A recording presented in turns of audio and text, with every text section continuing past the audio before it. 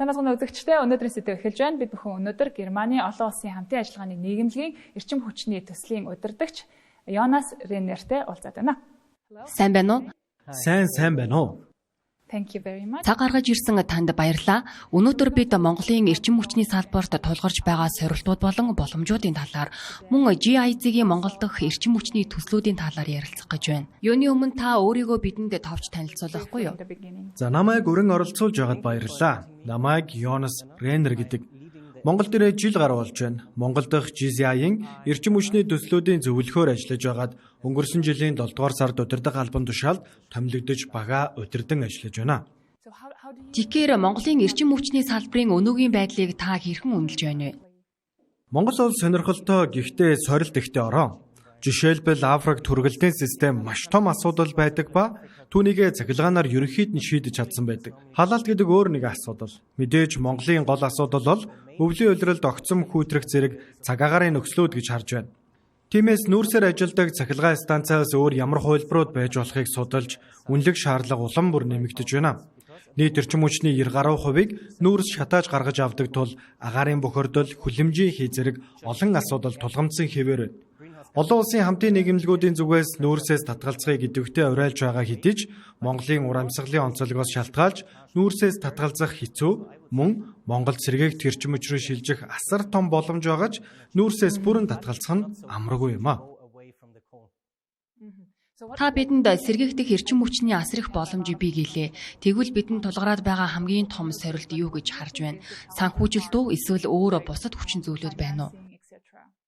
Олон өөр ялгаатай сорилтууд бий л дээ. Бид төсөл боловсруулахдаа юун түрүүнд тулгарч буй саад бэрхшээлүүдийг авч үздэг. Жишээлбэл Герман хөгжлийн хамтын ажиллагааны хувьд тэдгээр саад бэрхшээлийг даван туулахад хөрөнгө оруулах сонирхолтой байдгаа гэсэн үг. Тэгэхээр Монгол улсын хувьд тулгарч байгаа саад бэрхшээлийн нэг хэсэг нь мэдээж санхүүжилт. Хуучирсан дэд бүтцийг шинчилж, нүүрсээс татгалзаж, сэргээгдэх эрчим хүчийг сүлжээнд нэгтгэхэд асар их хөрөнгө оруулалт шаардлагатай. Одоогийн санхүүжилт хүрэлцэхгүй байна. Үүнээс гадна маш олон хувийн хөрөнгө оруулагчид хэрэгтэй. Ялангуяа Европын хөрөнгө оруулагчид Монголын зах зээлд орж ирэхэд хүндрэлтэй мөн нөхцөл нь бүрдээгүй байгаа нь гол бэрхшээл болж байна. Монгол улс бол хоёр том хөршийн дунд оршдог тул 3 дахь орны хөрөнгө оруулагч татахад бас л хүндрэлтэй. Нэмж хэлэхэд боловсон хүчний хомсдол мөн асуудал болж байна. Нүүрсээр ажилладаг цахилгаан станцын технологи удаан хугацаанд ашиглагдаж ирсэн тул дулааны цахилгаан станцын технологид суралцсан мэрэгжилтнүүд элбэг байдаг бол харин сэргээгдэх эрчим хүчний хувьд мэрэгжлийн боловсон хүчин дутагдaltaй байгаа нь бас нэгэн том асуудал. Гэхдээ энэ зөвхөн ажилчид биш, шийдвэр гаргагч, удирдлагуудч технологиг хэрхэн ашиглах, төлөвлөх, санхүүжүүлэх талаар мэдлэг дутмаг байгаагийн улмаас бодит ажил хэрэг болгоход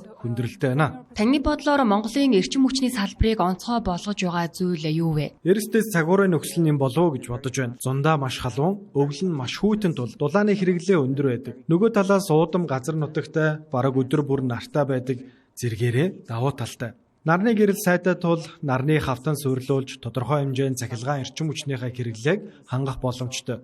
Нар салхины болон усан цахилгааны нөөц байгаач ашиглахад хүндрэлтэй. Учир нь ихэнх орнуудад цахилгаан эрчим хүчний үйлдвэрлэлд анхаарлаа хандуулдаг бол Монголд дулааны эрчим хүч үйлдвэрлэл нэн чухал.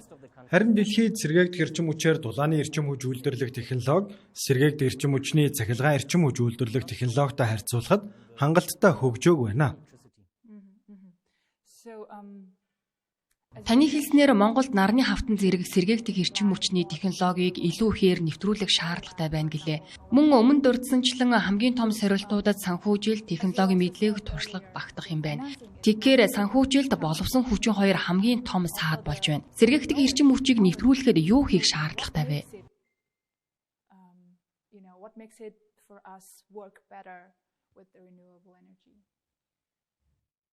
Эрчим хүчний шийдлүүдийг харьцуулахдаа нэгж эрчим хүч үйлдвэрлэхэд гарах тэгштэгсэн өртгийг, өөрөөр хэлбэл 1 кВт цаг эрчим хүч үйлдвэрлэхэд гарах зардлыг үргэлж харгалздаг. Үүнийг цахилгаан эрчим хүчний тэгштэгсэн өртөг гэж хэлдэг. 1 кВт цагийн эрчим хүч үйлдвэрлэхэд хэр их хэмжээний өртөг гарах вэ? Монголд бол нүүрс их татаасаар дэмжигдэж, мөн олборлолт өндөр тул маш хямд гэж тооцогдож байна.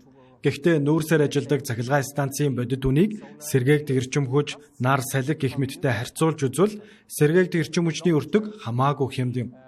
Тиймээс урт хугацаанд сэргээгдэх эрчим хүчийг нэмэгдүүлэх нь эдийн засгийн хувьд үр өгөөжтэй байх болно.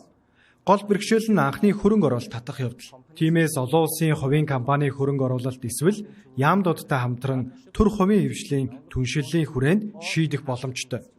Гэхдээ мэдээж хэрэг сэргээгт эрчим хүчинд хөрөнгө оруулахын тулд одоо байгаа цахилгаан станцуудаа хаахыг зөвтгөх тун хэцүү. Ерөнхийдөө одоо байгаа дид бүтэцтэй л хөрөнгө оруулаад таардаг. Гэхдээ Монголд одоо байгаа дид бүтэц маш хуучирсан. Зарим цахилгаан станцууд 60-70 оных. Жил ирэх тусам л өртгөн нэмэгцээр л байна. Энд нүүрсээр ажилладаг цахилгаан станцууд болон нүүрс түлж дулааныхаа хэрэгцээг хангаж байгаа гэр хорооллын айлууд, эдгээрээс үүдэлтэй иргэдийн эрүүл мэндийн зардал зэрэг бусад зардлуудыг ч гэсэн тооцох хэрэгтэй болно. Агаарын бохирдол хүний эрүүл мэндэд асар их хохирол учруулдаг. Тиймээс эрүүл мэндийн асуудлын зардлыг тооцохдоо ямар нэгэн байдлаар авч үзэх хэрэгтэй. Тэгэхээр эрчим хүчний үүднээс авч үзвэл олон улсад эрчим хүчний үр ашгийг анхны түлш гэж үзэх тухай ойлголт байдаг. Энэ нь хамгийн цэвэр, хамгийн хямд эрчим хүч бол хэрэгцээгээ бууруулж хэмнэсэн эрчим хүч юм гэсэн утгатай. Та шинэ эрчим хүчинд хөрөнгө оруулахын оронд эрчим хүч хэмнвэл өртөгч бага, байгальд жээлтэй, мөн цэвэр. Тиймээс бидний одоогийн хамгийн том төсөл эрчим хүчний үр ашгийг дээшлүүлэхэд чиглэж байна. Ингийн шинэ их усүрд хөрөнгө оруулахаас илүү өндөр ач холбогдолтой боломж олцоо ихтэй гэж харж байна. Та төслийнхөө талаар илүү дэлгэрэнгүй ярьж болох уу? Манай хамгийн онцлог төсөл бол Улаанбаатар хотын орон сууцны эрчим хүчний үр ашгийг дээшлүүлэх төсөл. Төсөл Их Британи болон Германы засгийн газруудын дэмжлэгтэйгээр Mitigation Action Facility буюу үлэмжийн ялгарлыг бууруулах үйл ажиллагааг дэмжих байгууллагаас санхүүжиж байна. Уг байгууллагад төрийн санхүүжилт хүсэх хүсэлтэй бүх байгууллага, бүх сонирхсон талууд жил бүр хүсэлт гаргах боломжтой. Манай төслийн хамгийн анхны санаа 2019 онд боловсруулагдсан. Ерөнхий төслийн санхүүжилт авах шалгуурын тухайд гэвэл санаачлага дэвшүүлж, хэрхэн шийдвэрлэх талаар илүү нарийн төлөвлөгөө боловсруулах зэргээр олон шат амжилгаар явагддаг. Өнгөрсөн жил гэхэд 500 төслөөс ердөө 7 сонгогдож, Mitigation Action Facility-гээс санхүүжилт авч чадсан байдаг. Санхүүжилт өгч байгаа гол зорилго нь эрчим хүч, тээвэр, аж үйлдвэрийн салбарт хүлэмжийн ялгарлыг бууруулах явдал юм а.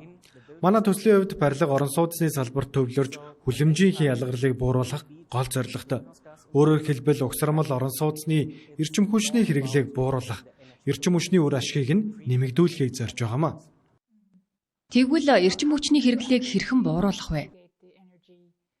Бид төслийн шинжилгээ судалгаагаа хийх явцдаа барилгууд маш муу дулаалгатай байгаагийн улмаас хичнээн сайн халаалттай байсан ч дулаан алдалт маш өндөр байгааг тогтоосон.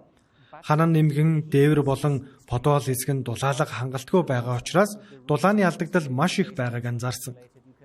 Мөн халуун байсан ч тохируулга хийх боломжгүй тул нэг барилгын дотор температур эрс ялгаатай болдог.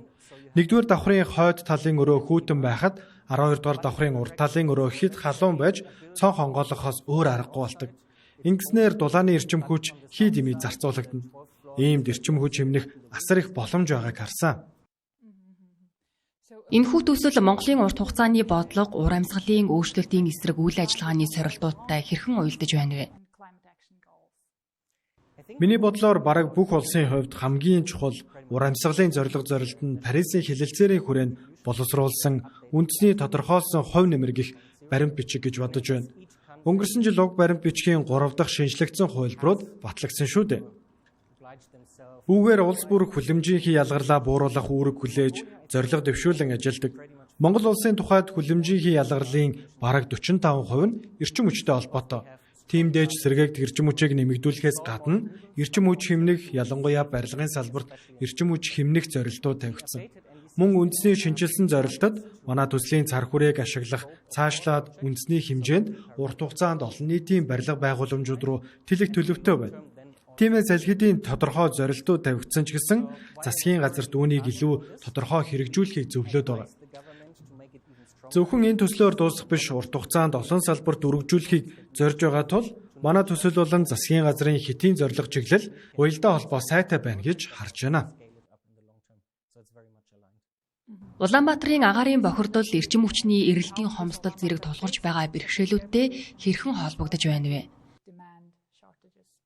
Та одоо гараад алхвал хотод шинээр ямар их барилга баригдаж байгааг харж болно. Эдгээр барилга тус бүрийг ямар нэгэн байдлаар төвлөрсөн дулааны системд холбох шаардлагатай тул жил бүр эрчим хүчний хэрэгцээ хурдацтай өсөж байгаа. Гэвч одоо байгаа станцууд энэ хэрэгцээг хангах хүчин чадал дутмаг байна. Үйлдвэрлэлээ нэмэх хэрэгтэй болно. Одоогийн нөхцөлд бол нүүрсээр ажилладаг цахилгаан станцууд барьж ил эрчим хүчний үйлдвэрлэлээ нэмж байна шүү дээ. Хүчин чадлаа нэмэхийн тулд шинэ дулааны цахилгаан станц барьсаар байвал агаарын бохирдол улам нэмэгдэнэ. Нөгөө талаас эрчим хүчний эрэлтийг бууруулж үйлдвэрлэлийг одоогийн хүчин чадлынхаа хэмжээнд барих явдал. Барилгын эрчим хүчний хэрэгцээг бууруулснаар нэг барилгад ойролцоогоор 40% хэмнэлт гаргахыг зорж байна. Энэ нь оргил үеийн дулааны эргэлтийг бууруулж нийт эрчим хүчний ачааллыг багасгахад тусалж байна гэсэн үг юм а. Дулаалгын төслийн хэрэгжилт хэр явцтай байгаа вэ? Хэрэгжилтийн талаар та бидэнд мэдээлэл өгөхгүй юу? Тэглгүй яах вэ? Манай хүлэмжийн ялгарлыг бууруулах үйл ажиллагааг дэмжих байгууллагын төсөл маань техникийн болон санхүүгийн гэсэн хоёр үндсэн бүрэлдэхүүн хэсэгтэй. Нийт санхүүжилт нь буцалтгүй тусламжийн хэлбэртэй тул Монгол Улсын засгийн газар буцаан төлөх шаардлагагүй. Гэхдээ тодорхой хэмжээнд санхүүжилтийн зарим хэсгийг хариуцаж байгаа. Техникийн бүрэлдэхүүн хэсгийн хувьд бид 10 гаруй хүний бүрэлдэхүүнтэй баг тус тусын чиглэлд ажиллаж байна. Жишээ нь бид барилгын яам, эрчим хүчний зохицуулах хороо, диспетчерийн үндэсний төвтэй хамтран эрх зүйн орчныг сайжруулах бодлогын зөвлөмж боловсруулж байна. Мөн чадвах бэхжүүлэх арга хэмжээнүүд, өөрөөр хэлбэл эрчим хүчний хэмнэлтийн чиглэлээр төрөл бүрийн сургалтууд зохион байгуулж байна. Үүний зэрэгцээ олон нийтэд мэдээлэл ойлголт өгөх кампанид ажил явуулж байна. Бид оршин суугчдаас эхлүүлээд бодлогын төвшний шийдвэр гаргагчдтай хамтран ажиллаж төслийг танилцуулах, мөн ач холбогдлыг ойлгуулахад анхаарч байна.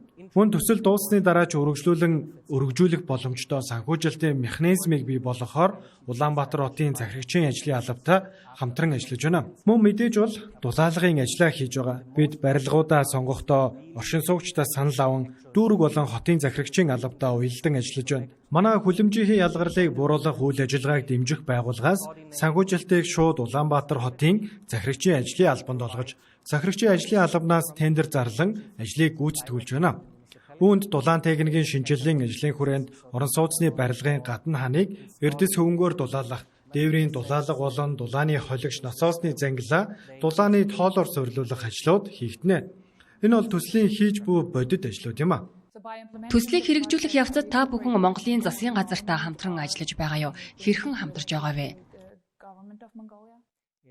Тийм ээ, Германы олон улсын хамтын ажиллагааны нийгэмлэгийн хэрэгжүүлж байгаа бүх төсөлд бодлогын төвшний хамтрагч тал байдаг. Манай төсөл дээр хот байгуулалт, барилга, орон сууцжуулалтын яам, бодлогын гол хамтрагч гэж явж байгаа бол хамтран хэрэгжүүлэгч нь Улаанбаатар хотын захирагчийн ажлын алба юм а.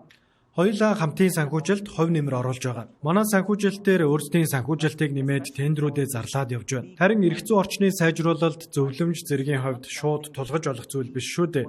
Бид түншүүд төрийн байгууллагуудтай ярилцаж, хэрэгцээг нь тодорхойлж, шаардлагыг нь ойлгосны үндсэн дээр хэрэгцээнд суурилсан дэмжлэг үзүүлж ажилладаг. Ийм төрлийн төслийг төлөвлөхдөө эхнээс нь ингэн тэгнэ гэж хатуу заах боломжгүй. Харин хэрэгжилтийн явцад нь аль хуйлд өөрчлөлт хэрэгтэй вэ? Ямар зохицуултыг сайжруулах шаардлагатай вэ? Хувийн хөрөнгө оруулалтыг татахын тулд ямар ажил хийх хэрэгтэй вэ гэдгийг тодорхойлж, түншүүдтэйгээ хамтран хэрэгжүүлэх учиртай. Монгол Улсын эрчим хүчний салбар дахь хөрөнгө оруулалтын эрх зүйн орчны талаар таны бодлыг сонсомоор байна.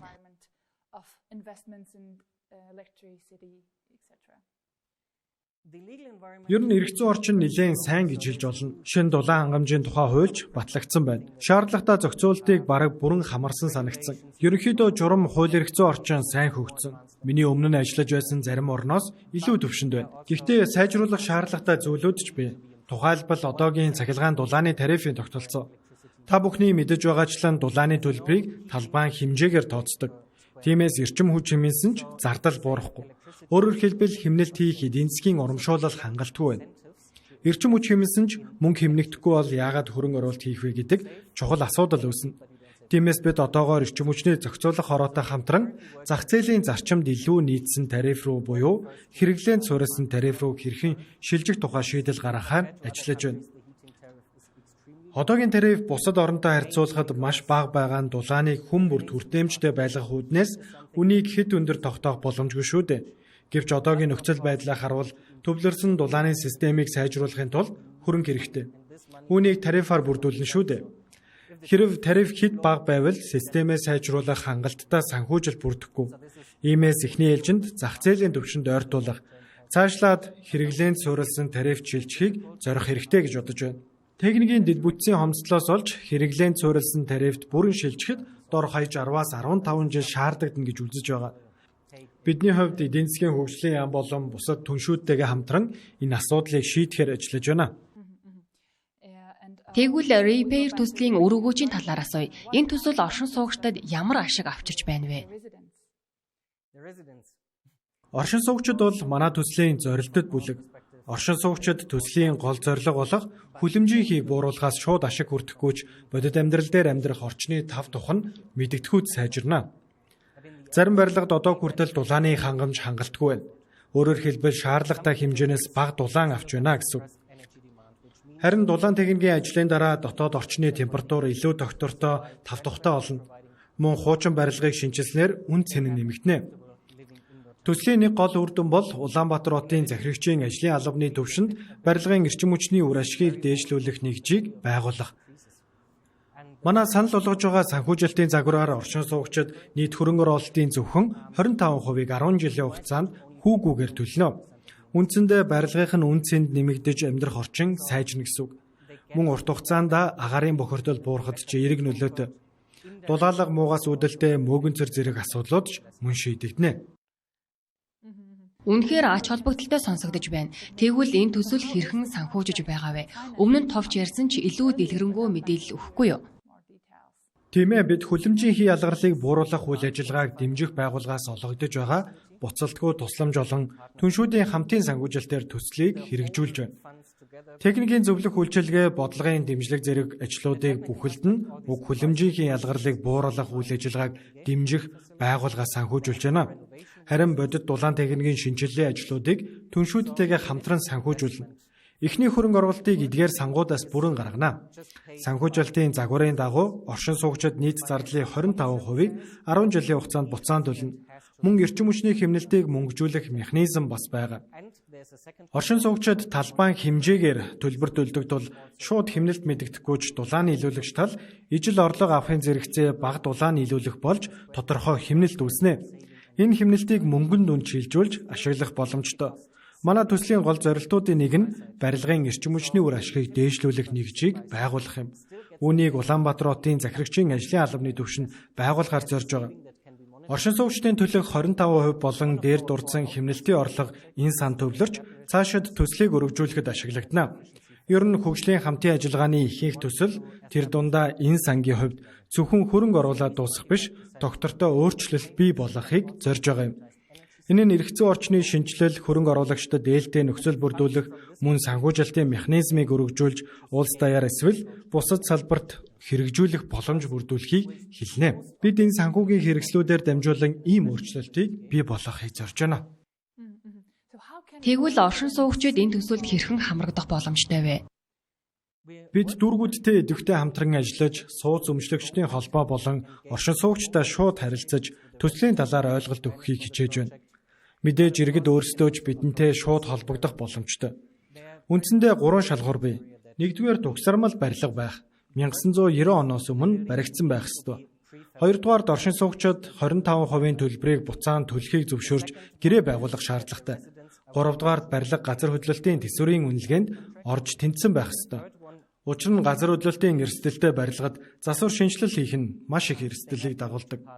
Иргэд repair цэгийн дулаан байр цэгийн цахим муудсаар мэдээлэл авах эсвэл манай зөвлөхүүдтэй шууд холбогдох боломжтой. Мөн харьяа дүүргээрээ дамжуулан мэдээлэл авч болно. Эрчим хүчний хэрэглээний талаар танд монголчуудад хэлэх зүйл байгаа юу? Хамгийн чухал нь хүн бүр хувь нэмрээ оруулах боломжтой гэдгийг ухамсарлах хэрэгтэй. Ялангуяа эрчим хүчний хэмнэлтээр дамжуулж, жишээлбэл өрөөнөөс гарахдаа гэрлээ унтраах зэрэг энгийн дадлууд ч маш чухал. Зарим хүмүүс том компаниуд их энерги үрж байна. Ганц хүн юу өөрчлөх вэ гэж бодож байж магадгүй. Гэхдээ бүх зүйл нийлж байж үр дүн гарна. Ялангуяа агаарын бохирдол ихтэй. Эрчим хүчний хүчин чадал хүрэлцдэггүй оронд эрчим хүчийг ухаалгаар ашиглах нь маш чухал. Өвлийн улиралд тог дулаан тасалдах тохиолдол хүртэл гардаг шүү дээ. Тиймээс эрчим хүчээ аль болох хэмнэлттэй зохистой хэрэглэхийг зөвлөё. Ирэх 5-аас 10 жилд Монгол улс эрчим хүчний салбарт юунд илүү анхаарах ёстой вэ? Миний бодлоор Монгол улсад эрчим хүчний шилжилт хийх боломж бий. Гэхдээ одоо бол дөнгөж эхлэл шатандаа явж байна. Ирэх 10-аас 15 жилд хамгийн чухал нь хөрөнгө оруулагчдаа таатай орчин бүрдүүлэх явдал юм. Эрх зүйн орчныг сайжруулж, сэргээгт эрчим хүч болон эрчим хүчний хэмнэлтийн салбарт асар их боломж байгааг харуулах хэрэгтэй. Хөрөнгө оруулагчид бид хөрөнгө оруулал амлсан өгөөж аавна. Орчин доктортой төрөөс дэмжлэгтэй гэдэг итгэл дүүрэн байх ёстой. Мөн Монголд ажиллаж байгаа хөгжлийн түншүүдтэйгээ нэгт хамтран ажиллаж, стратегийн түншлэлийг улам бэхжүүлэх нь чухал. Энэ боломжийг ашиглан эрчим хүчний системийг бүхэлд нь сайжруулж, урт хугацаанд нүүрсэн суурилсан эрчим хүчнээс илүү доктортой цэвэр эрчим хүчний их үүсвэрлөв шилжих хэрэгтэй. Эцэст нь Монголын эрчим хүчний салбарын ирээдүйд танд юу итгэл найдвар төрүүлж байгааг асуумаар байна. Хамтран ажиллаж байгаа хүмүүс маань хамгийн их итгэл өгдөг. Бид зөвхөн энэ төсөл биш, өөр олон төсөл дээр хамтран ажилладаг. Эрчим хүчний салбарын олон байгууллагатай хамтран ажиллахад мэрэгжилтнүүд маш идэвхтэй, суралцах хүсэлтэй, өөрсдөд нь чадах дутаж байгааг ойлгодог. Түүнийгээ сайжруулахыг эрмэлздэг нь харагддаг. Шин санаа, шин чиглэл дэвшүүлэхэд урайлгхан хүлээ авч бодит байдал дээр хэрэгжүүлэхийн төлөө явдаг. Би олон өөр орчинд ажиллаж байсан ч ийм хичээл зүтгэлтэй байна гэдэг тийм ч хэлбэг биш. Хэрв ийм идэвхтэй санаачлагтай хүмүүс байвал ямар ч зорилгод хүрэх боломжтой гэдэгт итгэлтэй байна. Маш их баярлалаа. Манай нэвтрүүлэгт оролцож санал бодлоо хуваалцсан танд баярлалаа. Урьсанд маш их баярлалаа. Үзэгчдээ бид бүхэн өнөөдөр Германы олон улсын хамтын ажиллагааны нийгэмлэгийн эрчим хүчний төслийн удирдагч Йонас Рейнертэй уулзаж ярилцлаа.